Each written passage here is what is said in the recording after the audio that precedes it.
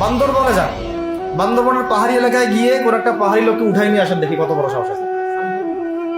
Army পর্যন্ত পারে না। কে পারে না? সেনাবাহিনী পারে না। পারে? পাহাড়িরা ওখানে ঐক্যবদ্ধ হয়ে যায়, ওদের মহিলারা ঝাড়ু নিয়ে সামনে চলে আসে। এই আমাদের বান্দরবনের কথা বলতেছে। ওখানে যে কুকি চিং একটা ফ্রন্ট গঠন করছে সশস্ত্র বিদ্রোহীরা, ওই অংশটুকুকে নিয়ে একটা মাস্টার প্ল্যান আছে ওদের।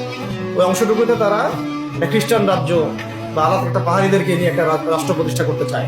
এটা ওদের স্বপ্ন। এই উদ্দেশ্যে তারা হাঁটতেছে এবং তারা অস্ট্রেলিয়ান ভাষায় কথা বলে।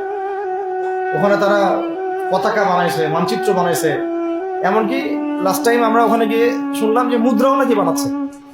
মুদ্রা মুদ্রা বুঝতেছেন বিষয়টা কত ডিপ।